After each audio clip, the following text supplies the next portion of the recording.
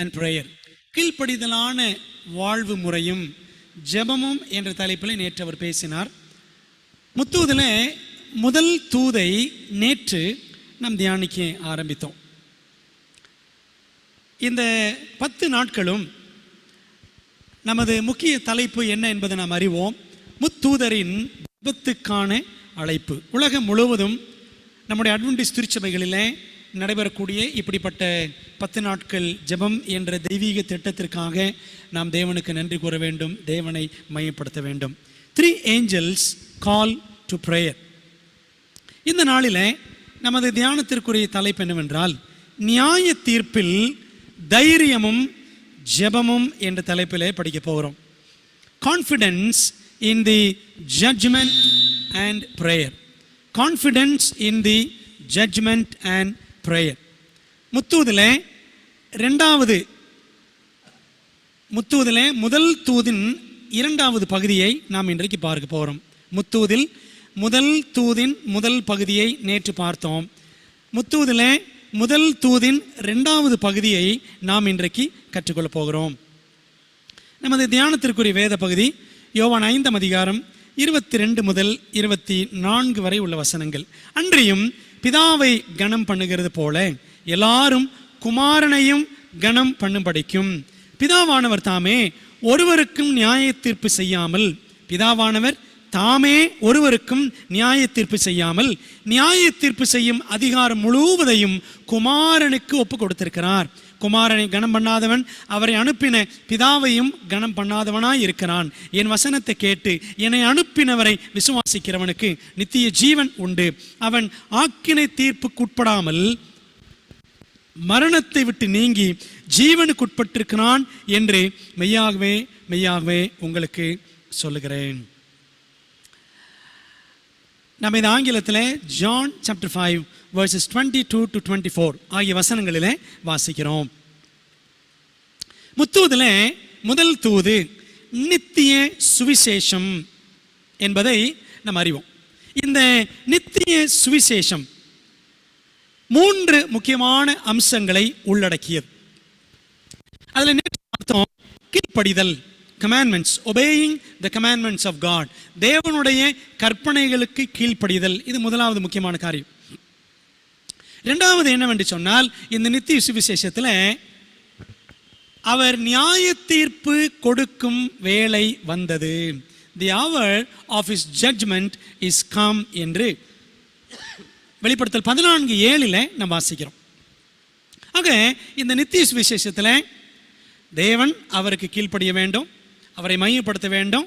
2வது, அவர் நியாய தீர்ப்பு கொடுக்கும் வேளை வந்தது என்று ஒரு முக்கியமான நியாய தீர்ப்பை குறித்த செய்தி அங்கே இருக்கிறது. அதனால தான் நாம் இன்றைக்கு நியாய தீர்ப்பை குறித்து படிக்க போகிறோம். நியாய தீர்ப்பில் தைரியமும் ஜெபமும். Confidence in the judgement and prayer. இந்த நாளில் நியாய தீர்ப்பு குறித்து நாம் படிக்கும் பொழுது ஆண்டோடைய விசேஷமான கிருபை ஒத்தாசையை வேண்டி நாம் ஒரு சிறு ஜெபத்தோடு துவங்குவோமா?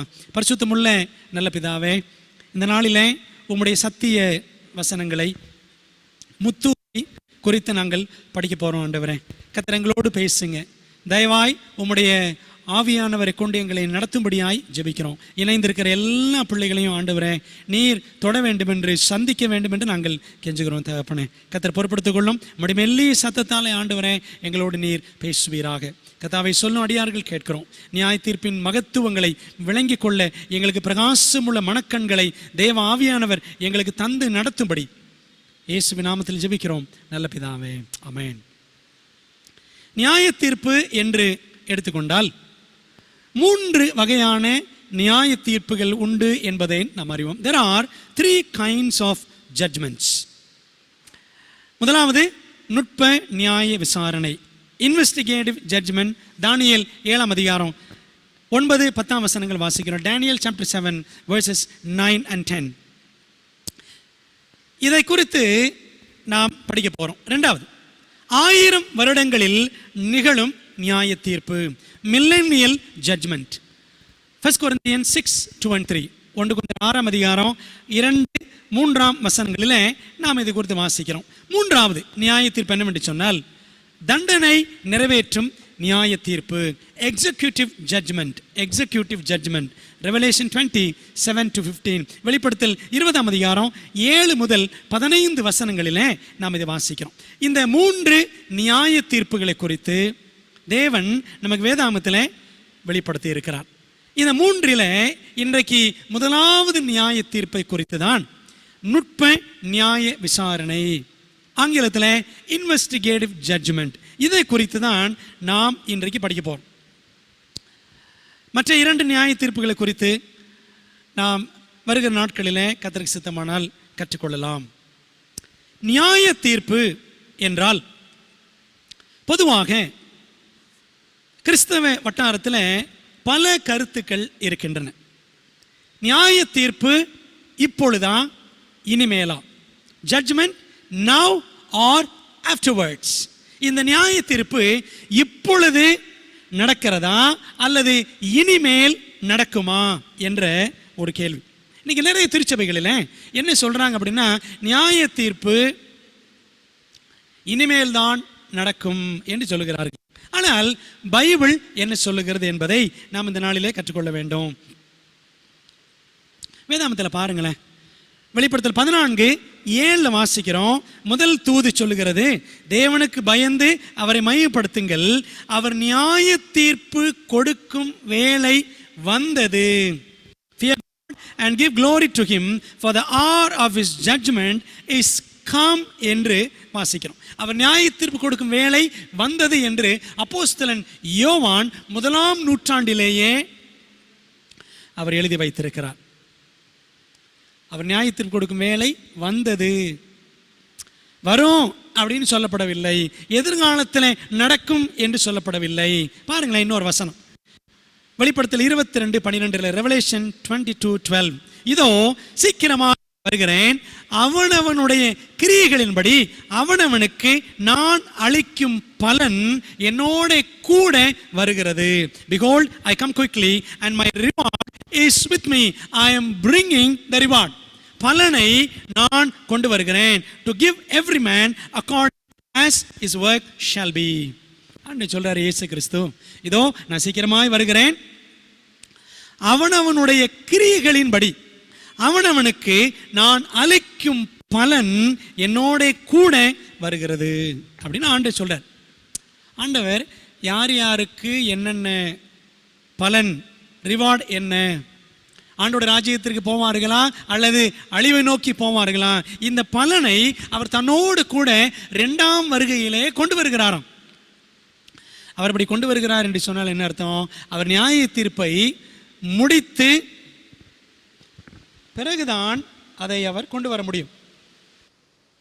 நியாய தீர்ப்பை முடிக்காத பட்சத்தில் அவர் எப்படி கொண்டு வர முடியும்? அப்படியானால் 2ஆம் வருகை அவர் வருவதற்கு முன்பாகவே நியாய தீர்ப்பு முடிந்து விடுகிறது. அது எந்த நியாய தீர்ப்பு அப்படின்னா, இந்த 3 வகையான நியாய தீர்ப்புகள் பார்த்தோமே, அதில் முதல் வகை நுட்ப நியாய விசாரணை, இன்வெஸ்டிகேட்டிவ் ஜட்ஜ்மெண்ட். அது இப்பொழுது பரலோகத்தில் நடந்து கொண்டிருக்கிறது என்பதை நாம் தெளிவாக பார்க்கிறோம். அதனால தான் ஆண்டவர் சொல்றாரு, இதோ நான் சீக்கிரமாய் வருகிறேன், அவனவனுடைய கிரியைகளின்படி அவனவனுக்கு நான் அளிக்கும் பலன் என்னோட கூட வருகிறது என்று ஆண்டவர் சொல்லுகிறார். பாருங்களேன், பிரசங்கி 12ஆம் அதிகாரம் 13-14 வசனங்கள், எக்லிசியாஸ்டஸ் 12:13-14, காரியத்தின் கடைத்தொகை கேட்போமாக, தேவனுக்கு பயந்து அவர் கற்பனைகளை கைக்கொள், எல்லா மனுஷர் மேலும் விழுந்த கடமை இதுவே. 14 வசனம், ஒவ்வொரு கிரியையும் அந்தரங்கமான ஒவ்வொரு காரியத்தையும் நன்மையானாலும் தீமையானாலும் தேவன் நியாயத்திலே கொண்டு வருவார். For God shall bring every work into judgment with every secret thing, whether it be good or whether it be evil அப்படின்னு வாசிக்கிறோம். நம்முடைய கிரியைகள் நல்ல கிரியைகளோ கெட்ட கிரியைகளோ, நன்மையோ தீமையோ, தேவன் அதை நியாயத்தில் கொண்டு வருவார் என்று நாம் வாசிக்கிறோம். அன்பான தேவப்பிள்ளைகளே, அப்போ ஆண்டவர் என்ன செய்கிறார் என்று சொன்னால், நமக்கு பலனை கொடுப்பதற்கு முன்பாக பலனை 2ஆம் வருகையிலே அவர் கொண்டு வருகிறார். அப்படி அவர் கொண்டு வரும் பொழுது அப்போ என்ன செய்திருக்கணும்? அவர் ஏற்கனவே ஒரு நியாய தீர்ப்பை அவர் முடித்திருக்க வேண்டும். முடித்த பிற்பாடு தான் அவர் பலனை கொண்டு வருவார். அப்படியானால் பைபிள் நமக்கு தெளிவாக சொல்லுது, ஒரு நியாய தீர்ப்பு இப்பொழுது பரலோகத்திலே நடந்து கொண்டு இருக்கிறது. நிறைய சபைகளில் போதிக்கிற ஒரு போதனை என்னவென்று சொன்னால், அவர் 2ஆம் முறை வருவார், 2ஆம் முறை வரும்பொழுது தான் நியாய தீர்ப்பை நடத்துவார் அப்படின்னு சொல்கிறாங்க. அவர் 2ஆம் முறை வருவார் தான், அவர் வரும்பொழுது 2வது வகை நியாய தீர்ப்பை நடத்துவார். அதான் உண்மை. முதல் வகை நியாய தீர்ப்பு 2ஆம் வருகைக்கு முன்பாக பரலோகத்திலே நடந்து கொண்டிருக்கிறது. அதான் நுட்ப நியாய விசாரணை. 2வது நியாய தீர்ப்பு 2ஆம் வருகைக்கு பிறகு 1000 வருட அரசாட்சியின் பொழுது நடக்கும். அந்த 1000 வருட அரசாட்சிக்கு பிறகு 3வது நியாய தீர்ப்பு அப்படின்னு நாம் அடுக்கடுக்காக வேதாமத்தில் படித்து புரிந்து கொள்ள முடியும். அன்பான தேவ பிள்ளைகளே, அப்போ நியாய தீர்ப்பில் இந்த முதல் வகை நியாய தீர்ப்பு இப்பொழுதே பரலோகத்தில் நடந்தேறிக் கொண்டிருக்கிறது என்பதை நாம் புரிந்து கொள்ள வேண்டும். The first type of judgment is now going on in heaven. முதல் வகை நியாய தீர்ப்பு அல்லது நுட்ப நியாய விசாரணை இப்பொழுதே பரலோகத்திலே நடந்து கொண்டிருக்கிறது. இது என்ன சொல்லுவாங்கன்னா ப்ரீ அட்வென்ட் ஜட்ஜ்மெண்ட் அப்படின்னு சொல்லுவாங்க. வருகைக்கு முந்திய நியாய தீர்ப்பு என்று இது அழைக்கப்படுகிறது. ஆகவே முதல் கேள்வி நமக்கு தெளிவாகிவிட்டதா? நியாய தீர்ப்பு இப்பொழுதா இனிமேலா என்று சொன்னால் இப்பொழுதே நடந்து கொண்டிருக்கிறது பரலோகத்தில். 2வது கேள்வி, நியாய தீர்ப்பில் என்ன நடக்கும்? What will happen in the judgement? என்ன நடக்கும்? நியாய தீர்ப்பு என்பது 2 காரியங்களை உள்ளடக்கியது. முதலாவது பாருங்க, நிறுத்துவார், பிரிங்கிங். 2வது நிறுத்து பார்ப்பார். நிறுத்துவார், நிறுத்து பார்ப்பார், பிரிங்கிங் அண்ட் வெயிங். வேதாமத்தில் நாம் சற்று கூர்ந்து கவனித்தால் பாருங்க, இந்த 2 கருத்துக்களையும் 2 வசனங்கள் வழியாக நாம் பார்க்கலாம். தேவன் நம்மை கொண்டு வந்து பரலோக மன்றத்தில் நிறுத்துவார். பிரசங்கி 11:9, எக்லிசியாஸ்டஸ் 11:9 என்ன வாசிக்கிறோம்? வாலிபனே, உன் இளமையிலே சந்தோஷப்படு, உன் வாலிப நாட்களிலே உன் இருதயம் உன்னை பூரிப்பாக்கட்டும், உன் நெஞ்சின் வழிகளிலும் உன் கண்ணின் காட்சிகளிலும் நட. வாலிப பிள்ளைகளே, என்னெல்லாம் செய்ய நினைக்கிறீங்க எல்லாம் செய்யுங்க. குடி, கும்மாளம், தவறான பார்வை, தவறான பழக்க வழக்கங்கள், என்னென்ன செய்ய விரும்புகிறீங்களோ எல்லாம் செய்யுங்க. உன் நெஞ்சின் வழிகளிலும் உன் கண்ணின் காட்சிகளிலும் நட. ஆனாலும் இவை எல்லாவற்றின் நிமித்தமும் தேவன் உன்னை நியாயத்தில் கொண்டு வந்து நிறுத்துவார் என்று அறி. நியாயத்தில் என்ன? நியாய தீர்ப்பில் தேவன் உன்னை கொண்டு வந்து நிறுத்துவார். அப்ப நியாய தீர்ப்புனா என்ன? ஒவ்வொரு நபரையும் தேவன் நியாயத்தில் கொண்டு வந்து நிறுத்துவார். நியாய தீர்ப்பில் முதல் காரியம் என்ன? நிறுத்துவார். தேவன் நம்மை நிறுத்துவார். இது முதலாவது காரியம். 2வது என்ன காரியம் பாருங்களேன். தேவனும் தேவதூதர்களும் நம் கிரியைகளை நிறுத்து பார்ப்பார்கள். தானியேல் 5:27 வாசிக்கிறோம். Daniel 5:27 என்ன வாசிக்கிறோம்? மினமென தெக்கேல் உபார்சின். தெக்கேல் என்பதற்கு நீ தராசிலே நிறுக்கப்பட்டு குறைய காணப்பட்டாய் அப்படின்னு பரலோகத்தின் நியாய தீர்ப்பு பாபிலோன் மீது சொல்லப்பட்டது. நீ தராசிலே நிறுக்கப்பட்டு குறைய காணப்பட்டாய் அப்படின்னு வாசிக்கிறோம். பிரியமான தேவ பிள்ளைகளே, அப்போ பாருங்க, நியாய தீர்ப்பில் என்ன நடக்குது? 2 காரியம் நடக்குது. 1, தேவன் நம்மை நியாய தீர்ப்பில் நிறுத்துவார். 2வது, நம்முடைய கிரியைகளை அவர் நிறுத்து பார்ப்பார். நிறுத்துவார் என்றால் bringing, God will bring us into the judgment. 2வது, நிறுத்து பார்ப்பார் என்று சொன்னால் he will weigh our acts or actions in the balances. தராசில நிறுக்கப்படுவோம். என்னென்ன செய்தோம்? நல்ல கிரியைகள் செய்தோமா, கெட்ட கிரியைகள் செய்தோமா, நல்ல எண்ணங்களா, கெட்ட எண்ணங்களா, நல்ல பார்வையா, கெட்ட பார்வையா, எல்லாத்தையும் ஆண்டவர் நிச்சயமாறான். அவர் நல்ல வார்த்தைகளா, கெட்ட வார்த்தைகளா, ஆண்டவர் எல்லாத்தையுமே நிறுத்து பார்ப்பார். வேதாமத்தில் பாருங்க, நம்முடைய வார்த்தைகள் நியாயம் தீர்க்கப்படும், நம்முடைய வார்த்தைகளை தேவன் நியாயம் தீர்ப்பார் என்பதை எங்க பார்க்கிறோம்? மத்தேயு 12ஆம் அதிகாரம், Matthew 12:36 and 37 அங்கே வாசிக்கலாம். நமக்கு நேரம் இல்லை, நான் குறிப்புகளை மாற்றுன்னு சொல்கிறேன். மத்தேயு 12ஆம் அதிகாரத்தில் 36, 37 வசனங்கள். நம்முடைய எண்ணங்கள், நம்முடைய செயல்கள், our thoughts and our deeds. முதல்ல பார்த்தோம் வேர்ட்ஸ், நம்முடைய வார்த்தைகள், மத்திய 12, 36, 37. நம்முடைய எண்ணங்கள், நம்முடைய செயல்கள் நியாயம் தீர்க்கப்படும் என்பதை எங்கே படிக்கிறோம் அப்படின்னு சொன்னால், பிரசங்கி 3ஆம் அதிகாரம், எக்லிசியாஸ்டஸ் சாப்டர் 3 வசனம் 17 பாருங்க. 17ஆம் வசனத்தில் நாம் அதை வாசிக்கிறோம். சகல எண்ணங்களையும் சகல செய்கைகளையும் நியாயம் தீர்க்கும் காலம் இனி இருக்கிறபடியால் அப்படின்றார் Solomon. All our thoughts and all our deeds. Ecclesiastes 3:17, பிரசங்கி 3:17. அப்போ பாருங்க, நம்முடைய வார்த்தைகள், நம்முடைய எண்ணங்கள், நம்முடைய செயல்கள் எல்லாம் நியாய தீர்ப்பிலே கொண்டு வரப்படும். இதுதான் கிரியைகள் அப்படின்னு பார்க்கணும். சாலமன் சொல்றாரு நியாயம் தீர்க்கும் காலம் இனி வருகிறபடியால் அப்படின்றார். யோவான் எழுதுறாரு வெளிப்படுத்தல் 14:7 அவர் நியாய தீர்ப்பு கொடுக்கும் வேலை வந்தது என்று சொல்லுகிறார். அன்பான தேவ பிள்ளைகளே, அப்போ நியாய தீர்ப்பில் 2 காரியங்கள். நியாய தீர்ப்பில் தேவன் நம்மை கொண்டு வந்து நிறுத்துவார். 2வது, நம்முடைய கிரியைகளை நிறுத்து பார்ப்பார் அப்படின்னு பார்க்குறோம். அதாங்க நியாய தீர்ப்பு. பிரியமான தேவ பிள்ளைகளே, இவ்விரண்டு காரியங்களை கேட்கும் போதும் நியாய தீர்ப்பு என்றதுமே நம்ம எல்லாருக்கும் பயமாகத்தான் இருக்கும். நியாய தீர்ப்பு, இந்த நியாய தீர்ப்புன்னு வார்த்தையை கேட்டவொன்னே ஒரு பயம் வந்துடும்.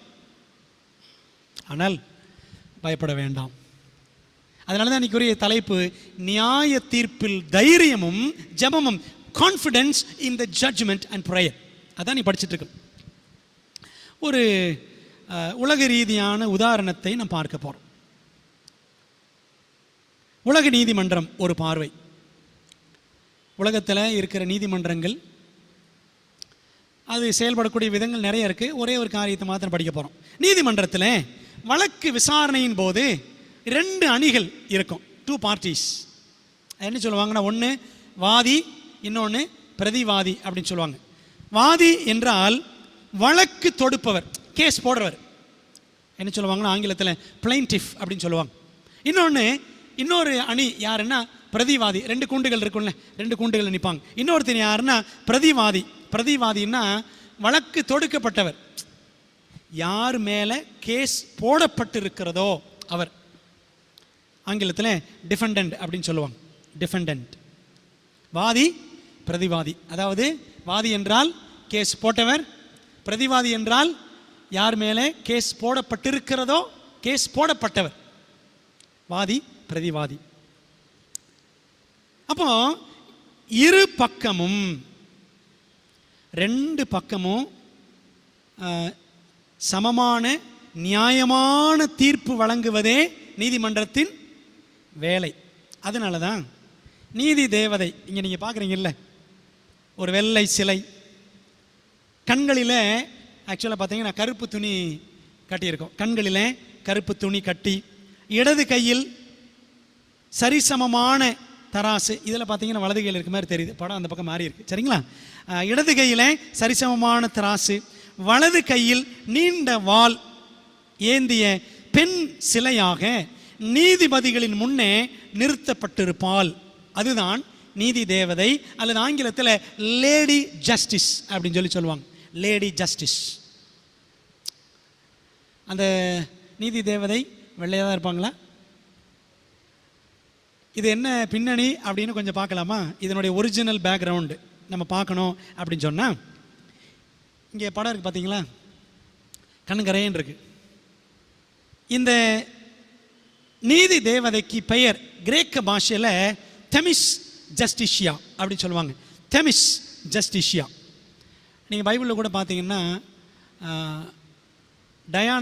தியானாள் அப்படின்னு படிக்கலாம். அப்போஸ்தலர் 19ஆம் அதிகாரத்தில் தியானாளின் கோவில், டயானா, எபேசு பட்டணத்தாருடைய தேவதை டயானா அப்படின்னு சொல்லுவாங்க. தமிழில் தியானாள்.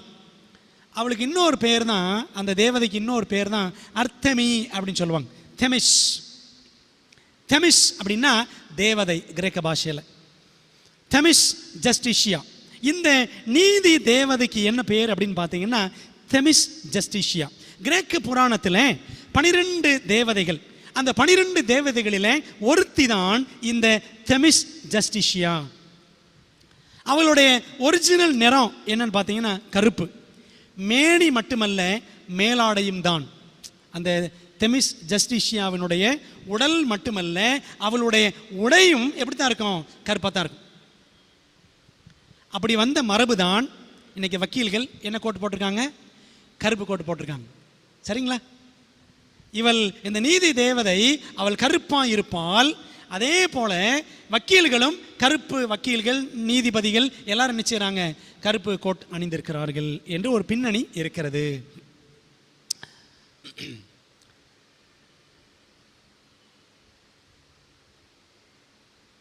இந்த தெமிஸ் ஜஸ்டிஷியா அவள் பார்ப்பதற்கு சாந்தமானவள், பார்க்கறதுக்கு ஒரு சாந்தம் தோற்றத்தில். இடது கையில் தராசு. நீங்கள் அப்படி தானே அந்த படத்தை பார்த்தோம், சரிங்களா? ஒரிஜினல் பிக்சர் இதுதான். இடது கையில் தராசு, வலது கையில் நீண்ட வால். என்ன அர்த்தம்? இடது கையில் தராசு இருக்குது, வலது கையில் நீளமான பட்டயம் இருக்கிறது. என்ன அர்த்தம் அப்படின்னா, இடது கையில் தராசு என்று சொன்னால் அது பாருங்கள், இந்த தராசு எப்படி இருக்கு? சரிசமமாக இருக்குது. இரு தரப்புக்கும் இரு அணியினருக்கும் சரிசமமாக நீதி வழங்கப்படும். வலது கையில் நீண்ட வால். என்ன அர்த்தம்? குற்றவாளிகள் தண்டிக்கப்படுவார்கள்.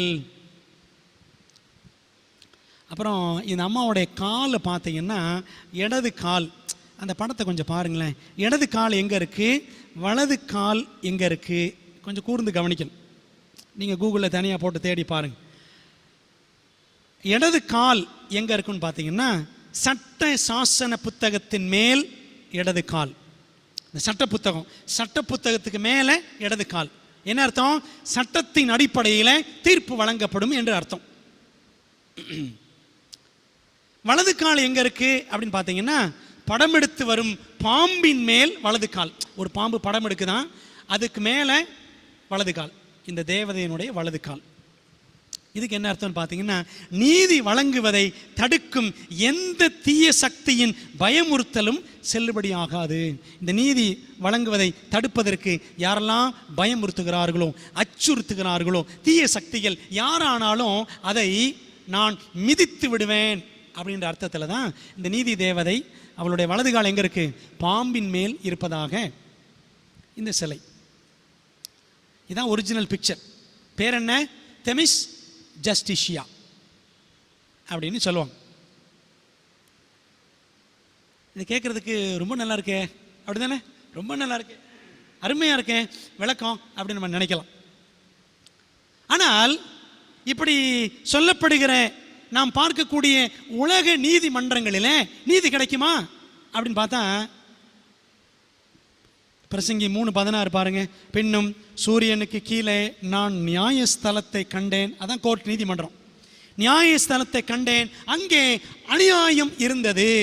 நீதி ஸ்தலத்தையும் கண்டேன், அங்கே அநீதி இருந்தது அப்படின்னு வாசிக்கிறோம். பிரியமானவர்களே, சினிமாவில் கூட நம்ம அந்த நீதிமன்ற காட்சிகளில் பார்க்கிற அந்த வெள்ளை நிற தேவதை, அதுவே ஒரிஜினல் சிலை கிடையாது, அதுவே ஒரு டூப்பு தான். சினிமாவில் வரக்கூடிய வெள்ளை நிற தேவதை சிலை கூட ஒரு டூப்பு தான், அதுவே அநீதி தான்.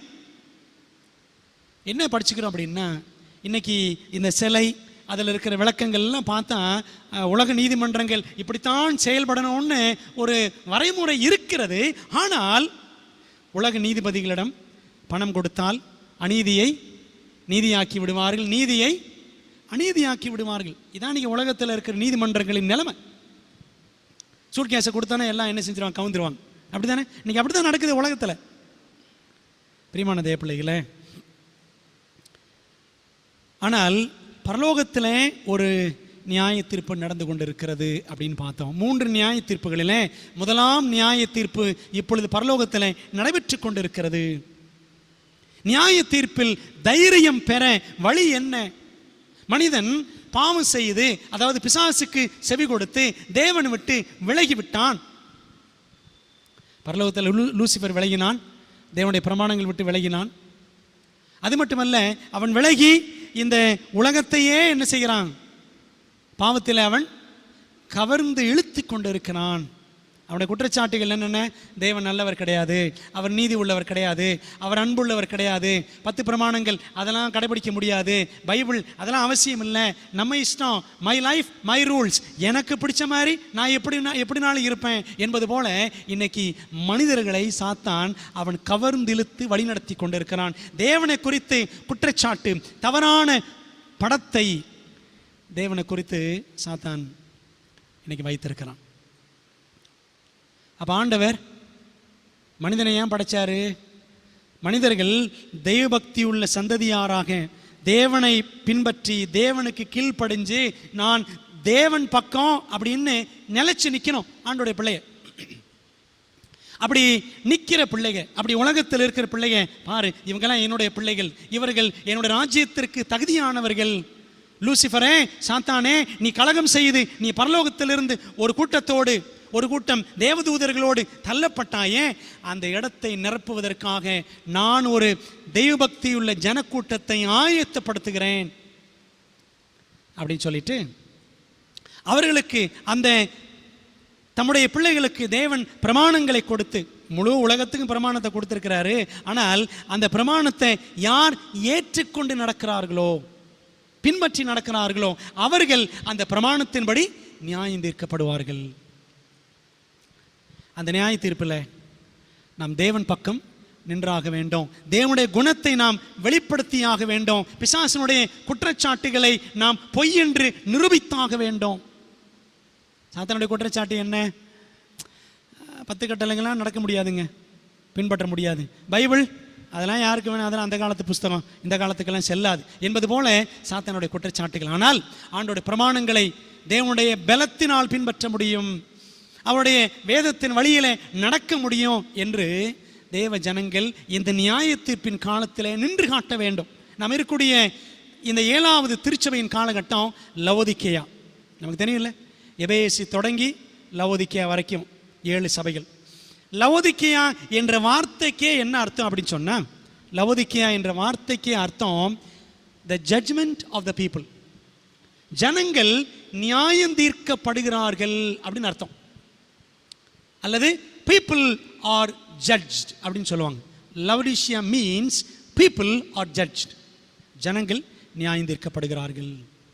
அப்படியானால் இந்த 7வது சபையின் காலகட்டத்தில் இப்பொழுது பரலோகத்தில் ஒரு நியாய தீர்ப்பு நடந்து கொண்டிருக்கிறது. அந்த 7வது சபையின் காலகட்டம் எப்போ தொடங்குச்சு? ஃப்ரம் 1844, 1844. அந்த 1844 இருந்து 7வது சபையின் காலகட்டம் லவோதிக்கேயா சபையின் காலகட்டம். அதாவது பரலோகத்தில் நியாய தீர்ப்பு இந்த உலகத்தில் தேவனுடைய பிள்ளைகளுக்காக நடந்து கொண்டிருக்கிற ஒரு காலகட்டம். இந்த உலகத்தில் நீங்கள் நானும் வாழ்ந்து கொண்டிருக்கிறோம். நம் சார்பில் நியாய தீர்ப்பை கிறிஸ்து பரலோகத்திலே நிகழ்த்தி கொண்டிருக்கிறார். இந்த நியாய தீர்ப்பில் தைரியம் பெற வழி என்ன? How to have confidence in the judgment. அன்பான தேவ பிள்ளைகளே, நியாய தீர்ப்பு என்ற உடனே நாம் பயப்பட வேண்டியது இல்லை. தைரியம்தான் நமக்கு வர வேண்டும், தைரியம்தான் வரணும். ஏனென்றால் 3 காரியங்கள் பாருங்க. நம்முடைய இரட்சகர் அவர் நீதியை மட்டும் செய்கிற சர்வலோக நியாயாதிபதி. நீ உலகத்தில் நீதி தேவதை அப்படி இப்படின்னு சொல்லிட்டு சட்டத்திற்கு முன் எல்லாம் சமம் அப்படி இப்படின்னு சொல்லுவாங்க. ஆனால் சட்டத்தின்படி நடப்பதோ உலகத்தில் இல்லை. ஆனால் நீதியை மட்டும் செய்கிற சர்வலோக நியாயாதிபதி யார் என்று சொன்னால் நம்முடைய ஆண்டவராய் கர்த்தர். ஆதியாகமம் 18:25 பாருங்க. ஜெனசிஸ் 18:25. துன்மார்க்கனோடைய நீதிமானையும் சங்கரிப்பது உமக்கு தூரமாயிருப்பதாக, நீதிமானையும் துன்மார்க்கனையும் சமமாய் நடப்பிப்பது உமக்கு தூரமாயிருப்பதாக, சர்வலோக நியாயாதிபதி நீதி செய்யாதிருப்பாரோ. ஆண்டவர் யார் என்று சொன்னால் சர்வலோக நியாயாதிபதி. அவர் நீதி மட்டுமே செய்வார். பார்த்தீங்களா? அப்போ நியாய தீர்ப்பில் தான் நமக்கு தைரியம். நீதி உள்ள நியாயாதிபதி. 2வது, நமது வக்கீலும் அட்வொகேட், நீதிபதியும் ஜட்ஜ். வக்கீல் யாரு, நீதிபதி யார் அப்படின்னா 2மே ஆண்டவர் இயேசு கிறிஸ்து தான். பாருங்க, 1 John 2:1, 1 John 2:1 வாசிக்கிறோம். என் பிள்ளைகளே, நீங்கள் பாவம் செய்யாதபடிக்கு இவைகளை உங்களுக்கு எழுதுகிறேன். ஒருவன் பாவம் செய்வானானால் நீதிபரராயிருக்கிற, நீதிபரர்னா நம்முடைய வக்கீல், வழக்கறிஞர், நமது நீதிபரராயிருக்கிற இயேசு கிறிஸ்து நமக்காக பிதாவினிடத்தில் பரிந்து பேசுகிறவராய் இருக்கிறார். பரிந்து பேசுகிறவர்.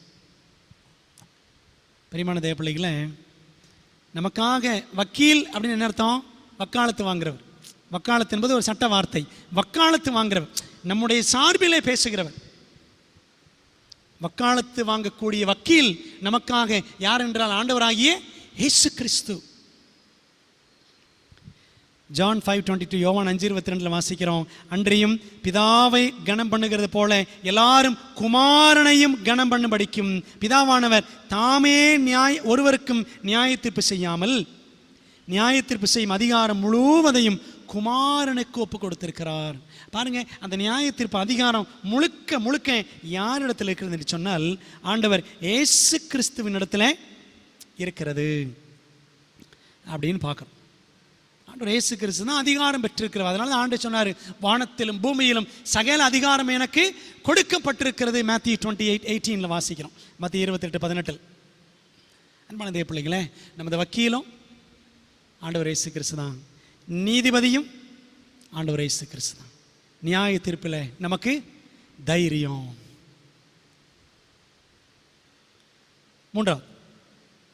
மூன்றாவது என்ன பார்க்கணும்னா, மனுஷகுமாரனாகவே இயேசு உன்னதங்களில் நிற்கிறார். மனுஷகுமாரனாகவே இயேசு உன்னதங்களில், உன்னதங்கள்னா பரலோகத்தில் நிற்கிறார். பாருங்க சில வசனங்கள். Daniel 7:13, Daniel 7:13, அந்த நியாய தீர்ப்பு குறித்து பேசக்கூடிய அதிகாரம். Daniel 7 அதிகாரம். தரிசனங்களிலே நான் பார்த்து கொண்டிருக்கையில் இதோ மனுஷகுமாரனுடைய சாயலான ஒருவர் வானத்து மேகங்களுடனே வந்தார். பார்த்தீங்களா, அந்த வார்த்தைகள் எல்லாம் கரெக்டாக கவனிக்கணும்.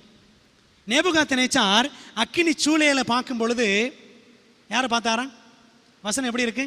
தானியேல் 3 அதிகாரம் எடுங்களேன். Daniel chapter 3, தானியேல் 3 அதிகாரத்தில் என்ன சொல்லியிருக்கு அப்படின்னு பார்த்தோம்னு சொன்னால், அங்கே ஒரு வார்த்தை இருக்கிறது. நேபுகாத்நேச்சார் பார்க்குறாரு. 3:25, தானியேல் 3:25, Daniel 3:25 அங்கே வாசிக்கிறோம். 4ஆம் ஆளின் சாயல் தேவபுத்திரனுக்கு ஒப்பாய் இருக்கிறது. 4ஆம் ஆள் தேவகுமாரனுக்கு ஒப்பாய் இருக்கிறதுன்னு படிக்கிறோம். ஆனால் தானியேல் 7 அதிகாரத்தில் நியாய தீர்ப்பின் காட்சியை வாசிக்கும் பொழுது என்ன படிக்கிறோம் பாருங்க. இதோ மனுஷகுமாரனுடைய சாயலான ஒருவர். தேவகுமாரனுடைய சாயல் போடலை. அப்போ பரலோகத்தில் மனுஷர்களுக்காக யார் தான் நிற்கிறான்? மனுஷகுமாரனாக இயேசு கிறிஸ்து நிற்கிறார். அதனால தான் அந்த வார்த்தை பாருங்க. ரோமர் 8:34, Romans 8:34, ஆக்கினைக்குள்ளாக தீர்க்கிறவன் யார்? நம்மை குற்றவாளி என்று தீர்க்கிறவன் யார்? சாத்தானா? அவனால் முடியாது. கிறிஸ்துவே மரித்தவர், அவரே எழுந்தும் இருக்கிறவர், அவரே தேவனுடைய வலது பார்சத்திலும் இருக்கிறவர், நமக்காக வேண்டுதல் செய்கிறவரும் அவரே. நமக்காக அவர் தான் வேண்டுதல் செய்கிறோம். பெரியமான தேவ பிள்ளைகளை, எத்தனை ஆச்சரியமான ஒரு வேத வாக்கியம் பார்த்தீர்களா? நமக்காக வேண்டுதல் செய்கிறவரும் அவரே. எபிரேயர் 7:25 பாருங்க. Hebrews 7:25 அங்கே வாசிக்கிறோம். மேலும் தமது மூலமாய் தேவனிடத்தில் சேருகிறவர்களுக்காக நமக்காக வேண்டுதல் செய்யும்படிக்கு அவர் எப்பொழுதும் உயிரோடு இருக்கிறவராகையால் இஸ் எவர் லிவிங். அவர் எப்பொழுதும் உயிரோடு இருக்கிறவர் ஆகையால் அவர்களை முற்றுமுடிய ரட்சிக்க வல்லவராயும் இருக்கிறார். He will save us to the uttermost from the guttermost. ஆண்டு நினைச்சு வாரான், நம்மை முற்றுமுடிய ரட்சிப்பார். எபிரேயர் 9:24, Hebrews 9:24 அந்தபடி மெய்யான பரிசுத்த ஸ்தலத்துக்கு அடையாளமான கையினால் செய்யப்பட்டதாயிருக்கிற பரிசுத்த ஸ்தலத்தில் கிறிஸ்துவானவர் பிரவேசியாமல், பூலோக ஆசரிப்பு கூடாரத்தில் கிறிஸ்து பிரவேசிக்கவில்லை, பரலோகத்திலே தானே இப்பொழுது நமக்காக, பார்த்தீங்களா, நமக்காக மனிதர்களுக்கு மனித குமாரனாக பிதாவாகிய தேவனுடைய சமூகத்தில் பிரத்யட்சமாகும்படி பிரவேசித்திருக்கிறார். ஆண்டவர் இயேசு கிறிஸ்து மகா பரிசுத்தலத்தில் அவர் நமக்காக மனிதர்களுக்கு மனுஷகுமாரனாக அவர் பிரவேசித்திருக்கிறார். அவர் தேவகுமாரனாக இல்லை, நமக்காக மனுஷகுமாரனாக இருக்கிறார். அவர் தேவகுமாரன் தான், அதில் சந்தேகம் இல்லை. ஆனால் நமக்காக சொல்லும் பொழுது அவர் மனுஷகுமாரன். பிரியமான தேவ பிள்ளைகளே, அப்போ உன்னதங்களிலே அவர் கர்த்தராகிய இயேசு கிறிஸ்து நமக்காக பிதாவிடம் பரிந்து பேசும் இந்த நாட்களிலே, பாவ நிவாரண நாளின் போது ஆதி இஸ்ரவேல் ஜனங்கள் அவங்க என்ன செய்வாங்களோ அதை நம்ம செய்யணும். லேவியராகமம் 16ஆம் அதிகாரம் படிச்சு பாருங்க. ரீட் லெவிட்டிகஸ் 16 படிச்சு பாருங்க. அந்த அதிகாரம் படிச்சீங்கன்னா இஸ்ரவேல் ஜனங்கள் என்ன செய்வாங்க? பாவ நிவாரண நாளின் போது எல்லாரும் உபவாசத்தோடு தங்களை தாழ்த்தி, அவர்கள் எந்த வேலையும் செய்யாம அந்த பெரிய ஓய்வு நாளில் அவர்கள் தேவ சமூகத்தில் தங்கள் பாவங்கள் சுத்திகரிக்கப்படுவதற்காக எல்லாரும் காத்திருப்பார்கள். அதே போல நாமும் ஜெபத்தோடு உபவாசத்தோடு தேவனை கிட்டி சேர வேண்டும். ஆண்டவர் இயேசு கிறிஸ்து நமக்காக பிரதான ஆசாரியராக பிதாவின் சமூகத்தில் பரிந்து பேசிக் கொண்டிருக்கிறாரே. நிஜமான பாவ நிவாரண நாள் இப்பொழுது பரலோகத்தில் நடந்து கொண்டிருக்கிறது. அப்படியானால் நம்ம எப்படி இருக்கணும்? நியாய தீர்ப்பில் தைரியம் நமக்கு உண்டு என்றால் இயேசு கிறிஸ்து நமக்காக நிற்கிறார். அதே சமயத்தில் நம்மை தாழ்த்தி ஒவ்வொரு நாளும் பரிசுத்தத்தில் வளர வேண்டும். இயேசுவை நேசித்து பாவங்களை வெறுத்து பரிசுத்தம் காத்து 10 கற்பனைகளுக்கு பரிசுத்த ஆவியின் பலத்தினால் கீழ்ப்படிந்து, நம்முடைய பலத்தினால் முடியாது.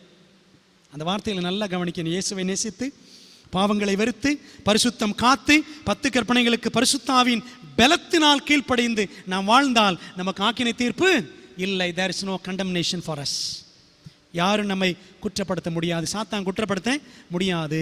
பாருங்க, யோவான் 5:24 வாசிக்கிறோம். ஜான் 5:24, என் வசனத்தை கேட்டு என்னை அனுப்பினவரை விசுவாசிக்கிறவனுக்கு நித்திய ஜீவன் உண்டு, அவன் ஆக்கினை தீர்ப்புக்கு உட்படாமல் மரணத்தை விட்டு நீங்கி ஜீவனுக்குட்பட்டிருக்கிறான் என்று மெய்யாக உங்களுக்கு சொல்லுகிறேன். பிரியமான தேவ பிள்ளைகளே, வசனத்தின்படி நடக்கணும், கிறிஸ்துவுக்குள்ள இருக்கணும். பாருங்க, இன்னொரு வசனம் ரோமன்ஸ் 8:1, ரோமர் 8:1, ஆனபடியால் கிறிஸ்து இயேசுவுக்குட்பட்டவர்களாயிருந்து மாம்சத்தின்படி நடவாமல் ஆவியின்படியே நடக்கிறவர்களுக்கு ஆக்கின தீர்ப்பு இல்லை. Now there is therefore now no condemnation to them which are in Christ Jesus, who walk not after the flesh but after the spirit. வசனத்தின்படி நடக்கணும், ஆவியானவர் நடத்துகிறபடி நடக்கணும், கிறிஸ்துவுக்குள்ள இருக்கணும். அப்பதான் நியாய தீர்ப்பில் நமக்கு தைரியம் உண்டு. அன்பான தேவ பிள்ளைகளை, நான் முடிக்க போகிறேன். ஆக நியாய தீர்ப்பு பற்றி நாம் பார்த்த 4 உண்மைகள். என்னென்ன 4 உண்மைகள் பார்த்தோம்? சமரி, சுருக்கம் பாருங்க. நியாய தீர்ப்பு நிகழ்ந்து கொண்டு இருக்கிறது பரலோகத்தில். 2வது, நியாய தீர்ப்பிலே தேவன் நம் பெயர்களை நிறுத்துவார். He will bring our names into the judgment. 3வது, நியாய தீர்ப்பில் தராசில் நம் செயல்கள் எல்லாம் நிறுத்து பார்க்கப்படும். 4வது, நியாய தீர்ப்பில் நமக்கு தைரியம் எப்படின்னா, உன்னதங்களில் இரட்சகர் இயேசு நமக்காக நிற்கிறார், அவர் முடிவு வரை நிற்பார். பிரியமான தேவ பிள்ளைகளே, இதான் நான் படிக்கக்கூடிய பாடங்கள். இந்த 4 பாடங்களை, நியாய தீர்ப்பு நிகழ்ந்து கொண்டிருக்கிறது பரலோகத்தில். அவர் நியாய தீர்ப்பில் நம் பெயர்களை தேவன் நிறுத்துவார். நியாய தீர்ப்பில் நம்முடைய செயல்கள் தராசில் நிறுத்து பார்க்கப்படும். உன்னதங்களில் நம் இரட்சகர் நமக்காக நிற்கிறார், அவர் இனிமேலும் நிற்பார். கிருபையின் காலம் முடிகிற வரைக்கும் நமக்காக நிற்பார். அப்படியானால் நம்ம பயப்பட வேண்டிய அவசியமே இல்லை. கிறிஸ்துவுக்குட்பட்டவன், ஜீவனுக்குட்பட்டவன், கிறிஸ்துவில் நிலைத்திருப்போம். நியாய தீர்ப்பில் தைரியம் கொள்வோம். கர்த்தர் இந்த நியாய தீர்ப்பின் நற்செய்தியை, இந்த நியாய தீர்ப்பு judgement is a good news. ஆண்டவர் இயேசு கிறிஸ்துவில் இருக்கிற பிள்ளைகளுக்கு, வசனத்தின்படி நடக்கிற பிள்ளைகளுக்கு, ஆவியினால் நடத்தப்படுகிற பிள்ளைகளுக்கு நியாய தீர்ப்பு என்பது நற்செய்தி, துர்ச்செய்தியே அல்ல என்பதை மனதிலே கொண்டு தேவனை மையப்படுத்துவோம். நம்ம ஒப்பு கொடுத்து ஒரு கணம் ஜெபம் பண்ணுமா. நல்ல பிதாவே, நியாய தீர்ப்பின் நற்செய்திக்காய் கர்த்தரை நாங்கள் போற்றுகிறோம். கர்த்தாவே, நியாய தீர்ப்பில் கிறிஸ்துவின் நிமித்தம் எங்களுக்கு தைரியம் உண்டு. ஆவியானவருக்குள், கிறிஸ்துவுக்குள், வசனத்திற்குள் நாங்கள் நிலைத்திருக்கும் பொழுது எங்களுக்கு தைரியம் உண்டு. கர்த்தராகிய இயேசு கிறிஸ்துவினுடைய கிருபைகளுக்காய் ஸ்தோத்திரம் பிதாவே. இந்த செய்திக்காய் நன்றி. இதை புரிந்து கொள்ள அதன்படி நடக்க எங்களுக்கு பலத்தை தாரும். இயேசுவின் நாமத்தில் ஜெபிக்கிறோம் நல்ல பிதாவே, ஆமென். அன்பான தேவ பிள்ளைகளே, இந்த